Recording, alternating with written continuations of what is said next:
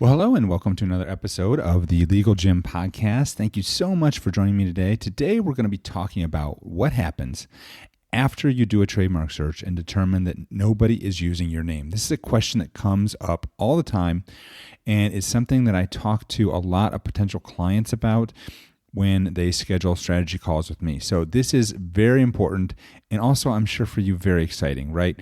But for the show notes for today's episode, which will include all of the links and resources for everything I'm going to be discussing today, make sure to head on over to hawthornelaw.net/35. All right, now let's go ahead and dive in. Before we get into the amazing content for today's episode, I wanted to let you know about a new training that I'm working on. I'm going to be teaching my 4R framework to get your trademarks registered quickly and easily.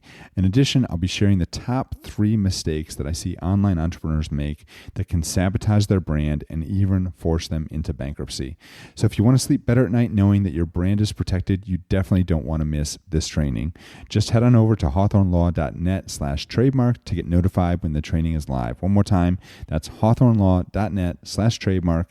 And don't forget, everyone who attends this training is going to get a free gift. So if you're an entrepreneur who is building a brand online, this is one training you don't want to miss. One more time, head on over to hawthornelaw.net/trademark to get signed up for the notification list today. All right, before we get into today's episode, I want to add a little bit of personal flavor to the episode. I feel like I haven't really done a good job of sharing personal tidbits, and I know those are things that a lot of you like to hear. And so I thought I would just share with you kind of what's going on here in Portugal. For those of you that don't know, I am living in Portugal, and I've been running my law firm virtually. It's a North Carolina-based trademark law firm. I've been running it virtually from Portugal since the beginning of August. When we first got to Portugal. And here we are, we're almost 5 months in to living in Portugal, and it's interesting. I'm starting to learn the language. We're starting to figure out our way around town and how to navigate certain, bureaucratic elements of living here in Portugal. But, and a lot of you might think, well, I'm just going to talk about the great things. Well, I want to talk about some of the bad things. Right now, it is December. It's middle of December, and it has been raining for like 2.5 months straight. I feel like when October started, the rain started, and it's gloomy and rainy. And actually, over this weekend, it rained so hard last week that our neighbors were not home upstairs, and I think it was leaking. So they're on the top floor. We are on the second floor. So for those of you that don't know, the ground floor in apartment buildings here in Europe is floor 0. The first floor is actually the second floor.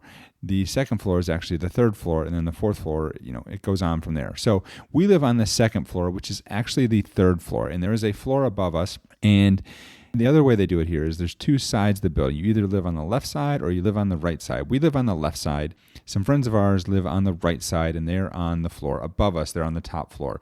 And I actually texted him because I could hear the water tapping on the ceiling above us. And so I believe that our neighbors upstairs were not actually home.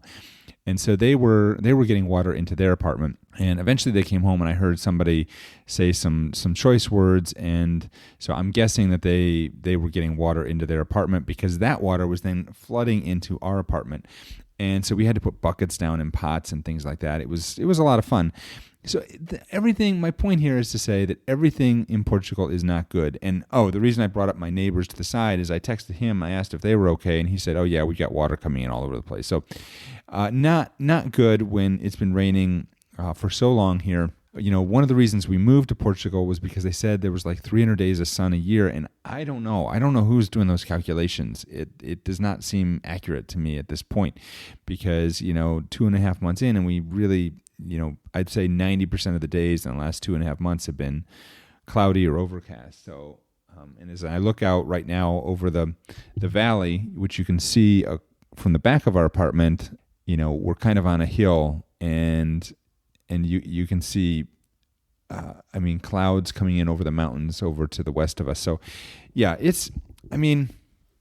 people say that living in a foreign country is this amazing thing, and you see these images that people post on social media. I'm here to tell you, it's not always all it's cracked up to be. There's a lot of hard things about Portugal. And I'll try and share some more next week about some of the things that are happening. But in terms of what happened this week, a lot of rain, and Portugal lost in the World Cup. So people are a little upset over that. But that's about it. So anyway, let's go ahead and dive into today's episode. I apologize for that little bit of a tangent, but like I said, I want to make this podcast a little bit more personal and let you know kind of what's going on with me and where I'm at. I think hopefully that'll help fuel a little bit of a connection between us, hopefully.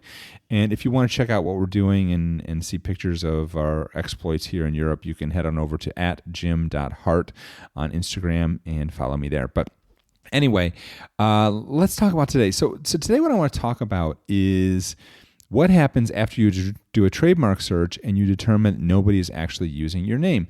And so the first question that I think this is important about this is, you say you do a search, but what does that really mean? So a lot of people who do not have a legal background say they've done the search, but did they Google their name? Did they look on social media? Did they actually go and review the USPTO? I'll include a link to the USPTO free search tool in the show notes for today's episode so that you have that. But a lot of people do those things and they look for an exact match of their name, and they think that if somebody's using a name that's not an exact match, maybe it's a little bit different, that's okay, and that their name is available and that nobody's using their name. And that's not actually correct, because with the USPTO, the way the examining attorney will look at your file if you decide to file a trademark application is they will actually be looking for what's called a likelihood of confusion. So they'll be looking to see if your name is likely to be confused with another name that's previously been registered, or maybe even hasn't registered yet, but maybe there's another application that's going through the process. And so when you're looking at the USPTO database, you need to look not only for direct match names or do what's called a knockout search. 9 times out of 10, a knockout search is going to give you no results. And so most people do that and then think, oh, great, nobody's using my name, I can use it. But if you dig a little deeper and you look for similar sounding names or names that have similar spellings but are a little bit different, or names that have, maybe words that are inserted into the name that make it sound kind of like yours, but it's not quite the same. There's a good possibility there might be some other names out there that are substantially similar to your name that would cause a likelihood of confusion with your name. But then that begs the question, you have to dig a little bit deeper. Did you review, if you've done that search, have you reviewed each of those names? Because you have to remember, not only does the name have to sound alike or look alike or be spelled very similar to yours, but that name that's being used for that trademark also has to be selling goods and services that are similar to what you're selling. So you could be selling completely different goods and services and have the exact same trademark as another name. And so that's how the trademark system works. You want to make sure that the name is not substantially similar, both in the way it sounds and looks and things of that sort, but also that the goods and services that are being sold under that mark are not substantially similar to what you sell. So if the name is substantially similar, but the goods and services are not substantially similar, then there's a good chance you might be able to use that name. When I registered Hawthorne Law for my law firm, there's a Hawthorne hotel chain, there's a Hawthorne that is part of the high net worth group at PNC Bank. There's other names out there that use Hawthorne in their trademark name, but none of them are selling legal services in the way that I'm selling legal services with Hawthorne Law. And so that's why my name is unique and was capable of being registered. Now, you need to understand the other thing about a search. So if you've gone through all this work and you've done this search and you found that nobody is using your name, or at least you think that nobody's using your name, I will say as a caveat that I would recommend having a lawyer do a search for you, because they can provide you with a legal opinion that says, yes, you can proceed with this name, or no, you can't proceed with this name. And remember, it's just an opinion. It's not a guarantee, but they can provide you with that legal opinion that gives you some sense of confidence that you can or should not proceed with your name. So once you get that search back and once you get that legal opinion back that says that you can use your name, what's the next step? Well, our recommendation would be to file that trademark application ASAP. And the reason why it's important to file that trademark application ASAP is because the trademark system is a first-to-file system. And your name search is just a snapshot in time. It could change. Anybody at any point could go in and file a name that is exactly the same as the name that you want to use and make that search completely invalid. And so this is why with my clients, we do the search, and then my goal is to get that trademark application filed within a week after we've done the search, because we want to get that in as soon as possible. And this is, again, because the trademark system is a first-to-file system. That means the first person to file for a certain name has priority on that name. Even if you've been using the name in commerce for the last 10 years and you never filed it, if somebody else comes in and decides, hey, that's a great name, I would like to use that. Oh, they haven't filed a registration for that name. They can go ahead and file that registration. They could even do it as an intent to use application. They don't even have to be using the name in commerce. And that is sufficient for them to have priority over you if you were to file after them. And this is especially important because as the more you grow in business, which means that, as you continue to put things out there and you continue to put content out there and in videos and podcasts and blog posts and different things like that, and you become more and more well known for what you do, more people are going to know your brand name, and it becomes more and more likely that somebody's going to try and copy you and maybe even steal your name. And so not only do you want to confirm that nobody's actually using your name with that trademark search, but you need to understand that every day that goes by where you do nothing and you do not register your name is a day that somebody else could actually steal your name. Where a lot of people get confused is if you do not actually register your name, you can't enforce the rights to it. You own nothing connected with your name until you have a federal trademark registration. Now, a lot of people will say, but wait. What about common law rights? Well, common law rights are limited in scope. They're limited to the geographic area where you're selling. And honestly, a federal trademark registration is always going to have priority over whatever common law rights you might have to a name. I've told the story before of the Burger King restaurant in Mattoon, Illinois, where they had registered, I think they registered their trademark at the state level. But even a state level trademark registration, which is limited in scope to the state where you're doing business, does not have priority over a federal registration. A federal registration will actually take priority over that state level registration, which is what happened in the Burger King case, where the Burger King that people know on a national level, which had a federal registration, was able to basically preempt the rights of the Burger King at the local level. Ultimately, they reached a settlement agreement where the mom and pop Burger King still has the rights to use that name in a limited geographic area around Mattoon, Illinois, whereas the national Burger King pretty much is required to stay out of that area, but they have basically the rest of the country and most of the world probably too.